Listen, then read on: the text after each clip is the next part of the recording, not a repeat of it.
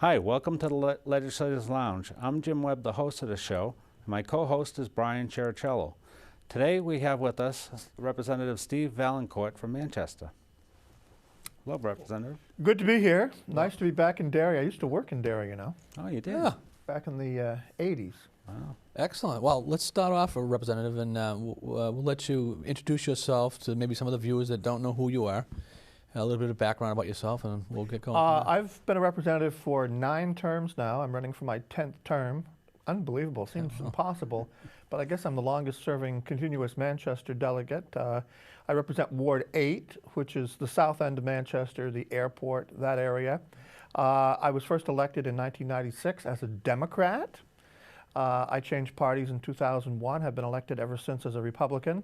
And that kind of explains my political philosophy. I'm not a right-wing social conservative.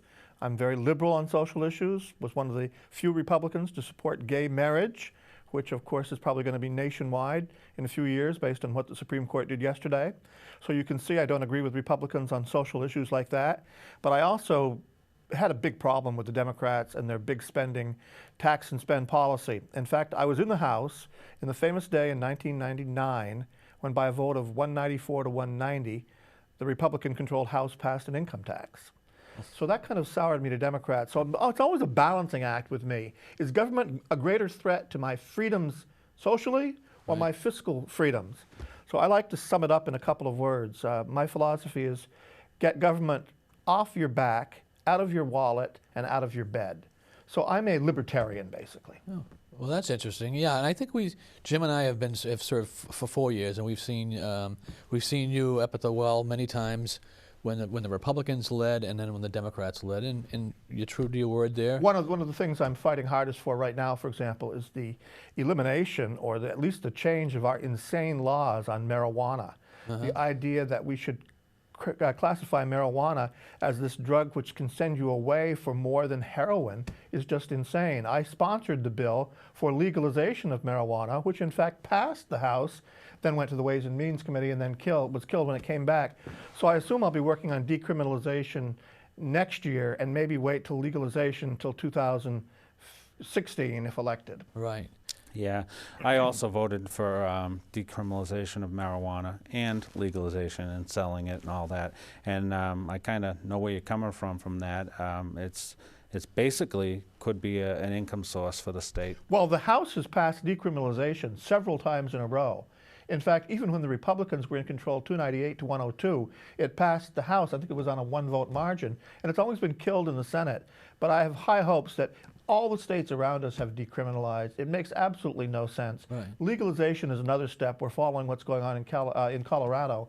And I think Maine and Vermont may move to legalize before we do now. So, but it could bring in as much as $50 million in revenue. Well, also Washington State, I believe, correct? Right, and Alaska is voting this year, and I think Oregon is voting this year. But I was mentioning close to us. I think Vermont and Maine will go in that direction. Vermont is having a huge study that's paid for by taxpayer money. They've got one of these famous think tanks doing a study. So we could take what they spend money on and use it here. Sure, Why not? Why not if we can save a few bucks? But I know in the State House you were very effective. Us being freshmen, not this past term, but the term before, and we got to see you in action for the most part. You're very effective in the House. You can actually swing a vote by 5 or 10 votes just by talking. Thank you very much. I don't think many minds are changed usually, but if it's going to be a close vote, you actually can target your remarks to those people you think might be the movables. And most, unfortunately, and I'm sure people in Derry realize this, most reps do what they're told to by the leadership of their party. And while I tend to have a fairly good score with the House Republican Alliance, I'm not afraid to vote against the party on certain issues. For example, I mentioned gay marriage. I believe there are only 10 or 11 Republicans that voted for it. Most of them are long gone by now, but I actually was a leader in that, and maybe we swayed a few votes there, but the time was right, and of course, it's going to happen every place now. I've tended to focus on fiscal issues as far as an expertise, ways and means, that kind of thing. I've also dealt with election law issues in the past, but I did a lot with the Criminal Justice Committee this past year, and it was very interesting. Some issues that people didn't know about. For example, it may come back is this idea of what do you call them, military vehicles in town? yeah. Actually, I've already written to you, told you that I would co-sponsor that bill with you as well, especially after, in lieu of what happened out there in Missouri. Right. So we've had a lot of important issues with criminal justice that I hope to focus on. Now, what about one of the biggest issues that we talked about was gambling? I know you've supported it in some aspect. My position on gambling is a little bit different. I do not support the Hassan plan of one high-end upscale casino in Salem, for example, in which the state only gets 30% of the revenues. Right. I would support a plan that had several smaller casinos. I don't like the idea of one having a monopoly. As a libertarian, I tend to be against monopolies. And the two things I would have to have for me to support gambling would be no monopoly, and secondly, the state getting at least 50% of the revenues. In Pennsylvania, this company known as Millennium, which is the one that wants to put in at Salem, I believe Pennsylvania gets 55%, 50 or 55% there. So if Millennium can make a going of it in Pennsylvania, getting such a small percent, then they're really taking us to the cleaners here by insisting on getting 70%. Well, do you think it would have a chance in the next upcoming election if in the session that Everything has a chance, but I would say the odds would be against it again, because in gambling you have too many forces aligned against it. You have some Democrats, right, and I'm not disparaging them, they're morally opposed to letting you do what you want with your own money. You have some Republicans, like I am, libertarians and don't want a monopoly. Right. And another group that just can never get the numbers right, can never get the proposal exactly right. Right. So I would say the odds are always against it, especially now that Massachusetts is going for it, and the competitive dollars will be driven down there. Absolutely. Yeah. And have you heard that some of the Dems actually do not want gambling because they want to force an income tax? Well, there's that argument. As I say, there are many, many reasons. Some Democrats, like Susan Almy, Margie Smith, just are morally against it. They might not be willing to tell you that. The argument that they want to force an income tax, I think that's kind of more of a scare tactic than anything else. Yeah. For example, Maggie Hassan has said she will veto an income tax. I mentioned the day in 1999 when an income tax actually passed, but it didn't pass. Ultimately, it was just a preliminary vote. Right. So I don't think many Democrats will admit that they want an income tax, not if they want to get elected. Right. yeah, and you know, it is a scare tactic that people are trying to use. But as far as the gambling goes, I know being here in Derry and in the southern part of the state, our property taxes are high, and anything that we can do to bring in any source of income would ultimately lower the property tax burden on everyone. So, well, I'm not sure that's true. I think that that's always the light at the end of the rainbow. But property taxes, even when states that never had an income tax before go to an income tax, it never lowers anything. I guess it just stops it from going up as much. I'm not sure how much of the gambling revenue would flow back to the local towns either.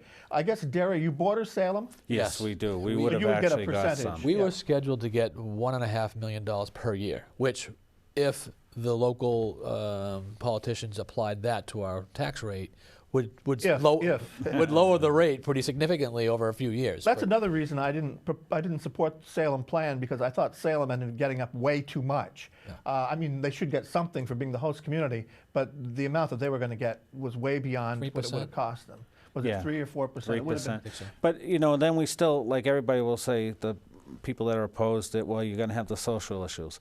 Well, if Maine already has gambling, Massachusetts has gambling, and if Vermont gets gambling, our people are just going to go there. We're still going to have the social issues. Let me make it clear, I do not oppose it because of the social issues or the crime issues. I spent the last weekend in Montreal and visited the casino up there. I do not believe it's a social problem. I do believe there's a small percentage of problem gamblers, but as you say, there's a small percentage of problem gamblers now. So to me, it's giving people what they want. If you want to gamble, instead of going to the Patriots game or the Red Sox game or a ski trip to Waterville Valley, I think you ought to have the right to do that. The devil is always in the details, and getting the exact details together has always been the problem that stopped it. Yeah. Let's. I want to talk about a subject that I know that you've been behind the last 4 years that I've been up to the state, and that's the speed limits on the speed highways. limits. Yeah. Your annual trip. So Yeah, tell us about your annual trip. Last Thursday, I drove to Montreal, and I went up 89 between Concord and Lebanon, and the hour was, I think, 5 to 6 o'clock. And I always set my speed limit at 65. I go the speed limit, and I count the number of cars that go by me. Right. And in the hour between Concord and Lebanon, 56 cars went by me. In other words, they were breaking the speed limit, because if I'm going 65, they were going more than 65 to go by me. And the number of cars I actually came upon, in other words, that were going less than 65, was 0. So by a score of 56-0, we were making lawbreakers out of people traveling up Interstate 89 for that 1 hour. Right. So I favor raising the interstate speed limit. Maine has already done it. A lot of states are doing it. People say if you raise the limit, people will just go faster. That's a canard. There is no evidence of that. In fact, there's a nationwide survey, several of them, that show that people want to go basically 72 miles an hour. Yeah. That's the natural speed. So I don't like making lawbreakers out of all our citizens. Right. And in fact, we did change the speed limit on a portion of 93 up in the north, I believe. Right. But we also increased the minimum speed limit on... Well, those are really the dangerous people. People going 40, 45, 50 miles an hour. Because as I say, almost everybody is going 70. Yeah. So to get by those slowpokes, you're zigging and zagging inside of traffic. Those are really the dangers on our highway. Yeah. It's not speed that kills, it's a divergence from speed. And slowpokes cause you to have to diverge your normal speed. Yeah, interesting. Well, another thing, one of the things, you have a blog that you put out, which is very popular, and I know most of the people in the House read it, and I'm sure you have many hundreds of people that... It's on NHinsider.com. Right, and you will do your predictions. Predictions, yes, indeed. And you seem to be you put a lot of effort into it. You do a really good job, and you look at all the other polls, and you come up, and you do pretty well on your polls. So why don't you tell us a little bit about your polls? I'm a creature of watching polls. There are a couple of websites that can get you really informed. RealClearPolitics.com has all the averages of polls. There's a website called Politico. 538.com, Nate Silver, the numbers crunching guru, used to be the New York Times. He got all 50 states right in the last presidential election. So I watch polls very closely. In fact, Bloomberg just yesterday started a new political poll, and if you get Bloomberg television, they're starting a new political chat show every night at 5 o'clock. Oh. So I kind of combine all of that and try to just get a lay of the land. So I have come out with predictions. I predict that the Republicans will take the U.S. Senate 52 to 48. No real changes. I think they'll win South Dakota, West Virginia, Montana, as everybody thinks, Louisiana, Arkansas, and Alaska. I was saying North Carolina, but now it begins to look like Iowa will be the 7th seat. I'm not predicting Scott Brown will beat Jeanne Shaheen. It's going to be close, but I predict Shaheen will win that. I'm predicting Maggie Hassan wins the governorship by about 8 points. Similar to 2010, when although the Republicans swept the House and Senate, John Lynch beat John Stephen. I am making a prediction that the Republicans retake the New Hampshire House 250 to 150. That's a gain of about 71 seats.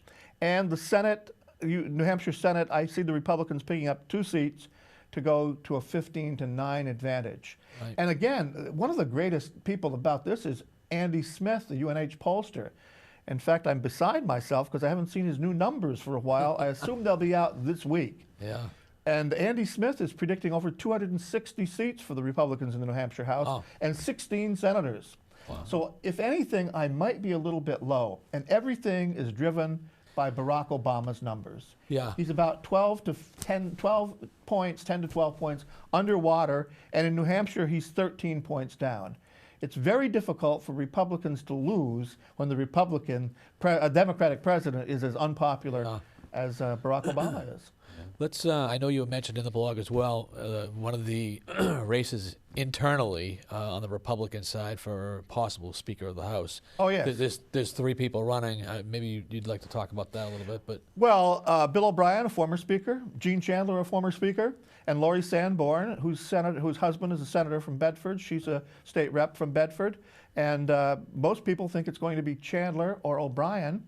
but I mentioned last week that I was at Hillsborough County Executive Committee meeting, and of the 9 Republicans on the Hillsborough County Executive Committee, 5 were for Sanborn, 3 for Chandler, and 1 for O'Brien. Yeah. So I'm not sure it's a done deal at all. I think it could be a very long and complicated voting. Have you two decided who you're supporting? Well, I've been backing Lori myself. Oh, you have? Yeah, yeah.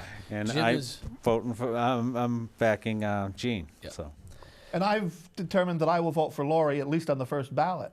So Yeah. Lori's got a 2-to-1 majority him. right here on the set. Right, exactly. I think Lori's support might be a little below ground, but you may see quite a bit more of it. I think it really is time for a change. I don't want to go back to the O'Brien days, although I agree with him on a lot of issues. I am a fiscal conservative, and I'm not sure I want to go back to the good old boy days of Gene Chandler.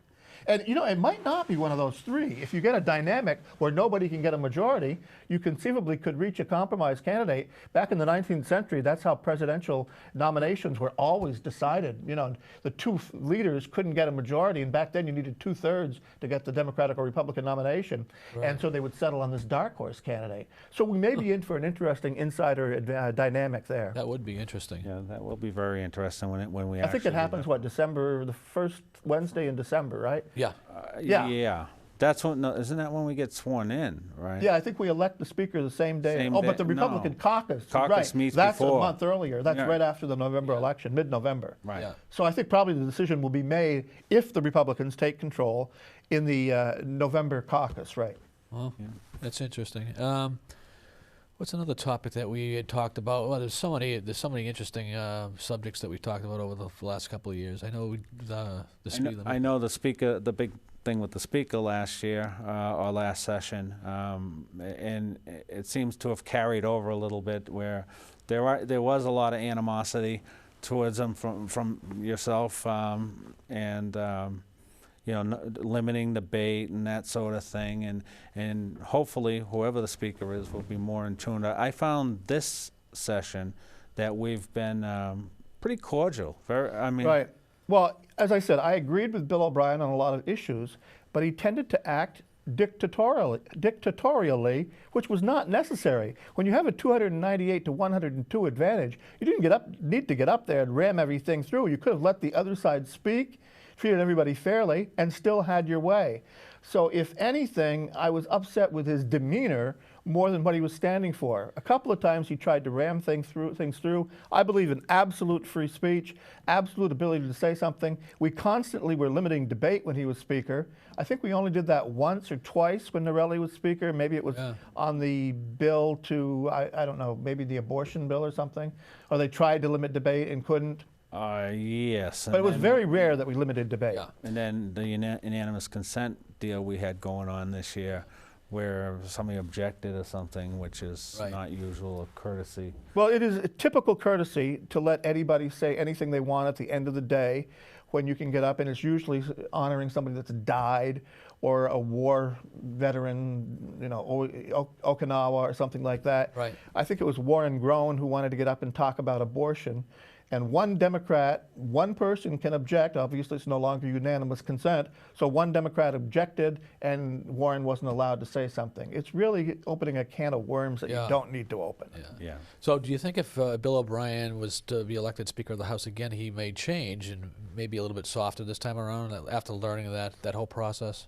I would hope so. Yeah. I think all of us are capable of change. I think Norelli changed from the time she was Speaker first to the second time.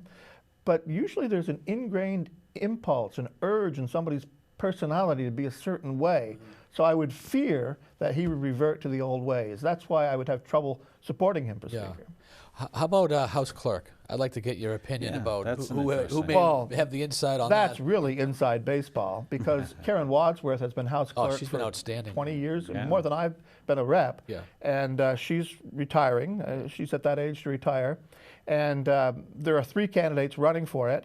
Again, it's not a partisan position. You shouldn't think of somebody as a Republican or a Democrat. Right. But if I were an odds maker, and again, I'm not saying who I'm voting for, but I'm not, because I'm not voting for him. Right. But I would make Paul Smith, the Republican deputy clerk, the odds-on favorite.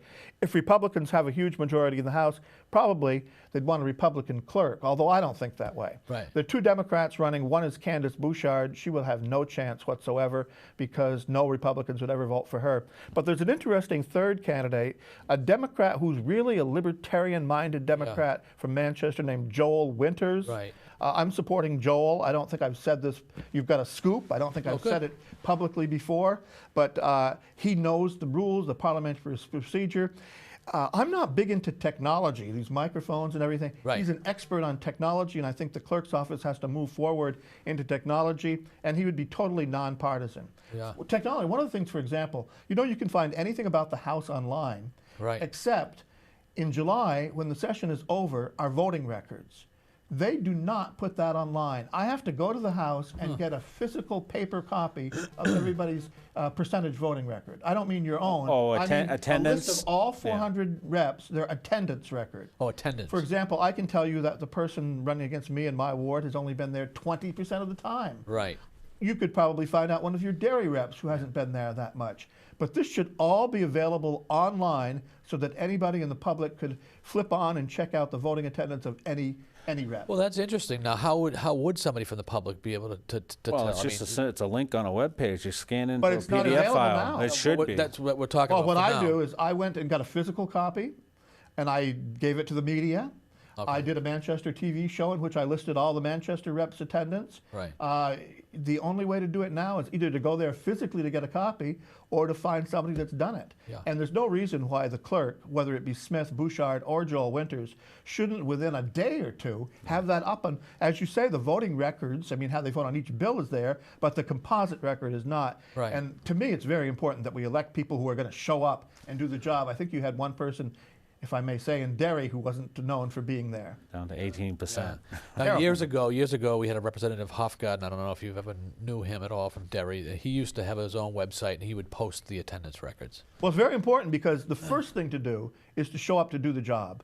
You know, people that just show up and vote, that's not good. But if you don't even show up to vote, that's really bad. But most of the work, as you know, is done in committees. Absolutely. And if you don't go to vote on the day the votes for the session are there, you probably haven't been to committees either. Right. And a lot of the minutia, the devil is in the details, is done in committees, and it's not something you can sit home and not do. So if you want to run, if you put your name forward, you should make a commitment to be there. I would scale it the same way we do in school, 90% an A, 80 a B. Anybody below 60% should not be running again. Right. And a lot of candidates don't realize that they have a commitment to the county as Oh, well. gosh, yes. Last night, as a matter of fact, Rockingham County delegation did not have a quorum.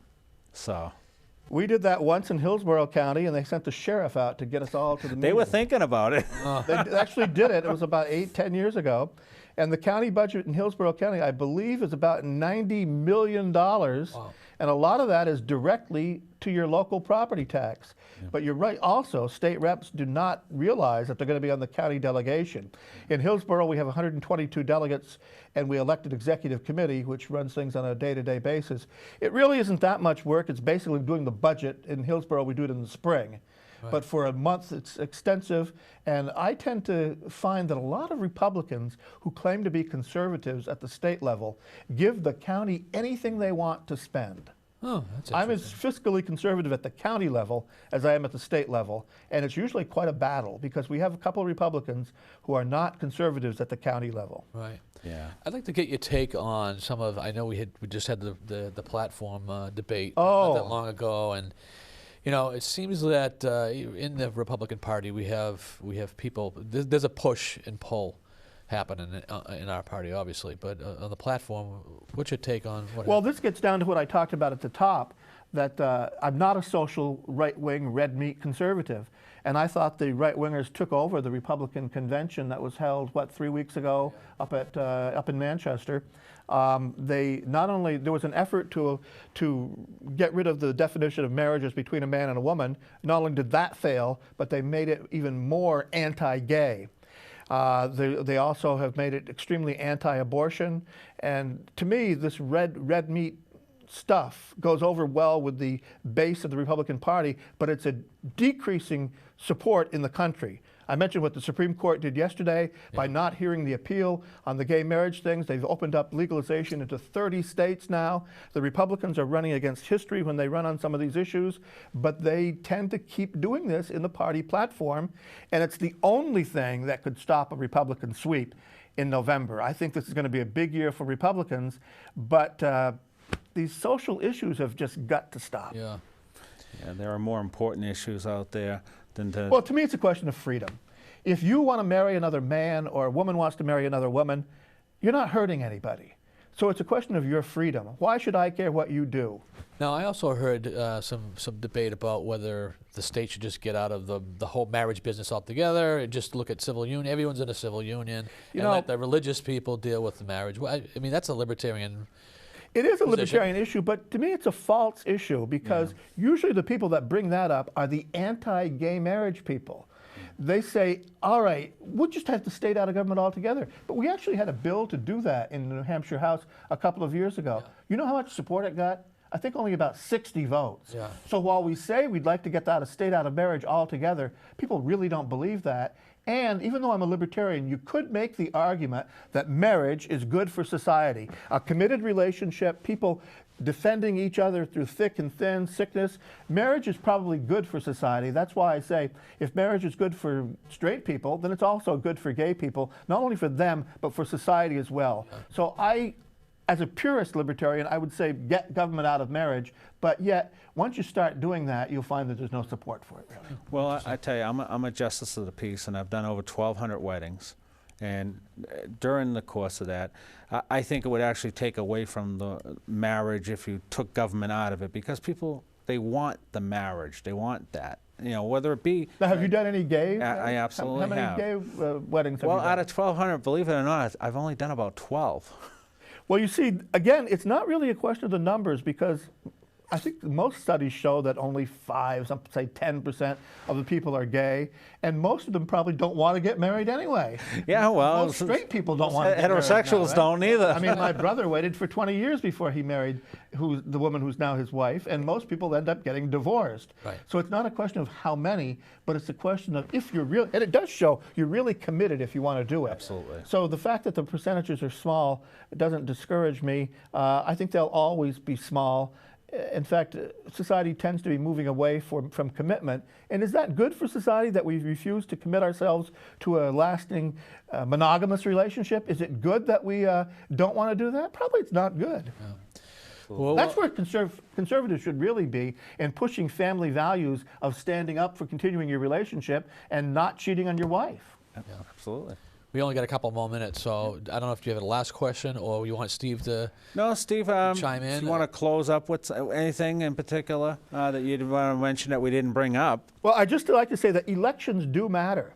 You know, people decide next fall, next spring what the issues are going to be, how they're going to be voted on, but pretty much the cake is already baked by the time we elect people in November. So it matters to get out and vote. The numbers all indicate that Democrats are not as energized to get out and vote that Republicans will this year, but your vote really does matter, and not just for state Senate, U.S. Senate, Congress, the 400 people you elected in the New Hampshire House, because what people really don't realize, talk about Hassan versus Havenstein, the governor of New Hampshire is very weak. Right. The governor can do basically nothing except appoint people to executive offices, can do nothing legislatively except act on what the House and Senate have sent him or her.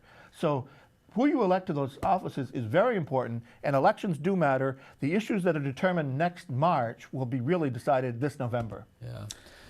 Absolutely. Yeah, and I just wanted to say, we've been trying to get Representative Vaillancourt on our show for quite a long time. He didn't. I know he had his own show in Manchester. And 12 years, yeah. And he mentioned he didn't want to do any more shows, but we're really happy that you. I made a New Year's resolution a year ago not to do any, but I kind of got over that and have now decided to do them. Oh, we appreciate that. It's natural for me to do that. Yes, I do. I believe so. That's great. And I just like to follow up on the last thing you said was every vote matters, and here in Derry particularly, every vote matters. We've had several elections, that have been determined by one vote. Yeah. I did a recount, which was 250 to 250. Oh yeah, that recount was brutal. We were involved in that recount from Derry last year. You were involved in that as well. What was it, 18,000 ballots? About 18,000 ballots we did. It took us 4 days, right? Well, we are very good about getting recounts, and I do have confidence in our electronic voting system, I Yes. don't believe there's voter fraud, massive fraud, or anything like that. I'm Those not one of mach- those people. No, those machines were pretty dead on. accurate. Usually if there's an error, it's a human error. Yeah. I think there were more errors on the recount than there was by the actual count. Exactly. But anyway, well, this concludes this edition of the Legislators Lounge. Would like to. You can find us on YouTube if you go to YouTube and search the Legislators Lounge. We also have a website called thederrylounge.com, and we're also on Facebook. So if you go to Facebook, you just search Legislators Lounge, you'll find us. Okay, thank you for watching.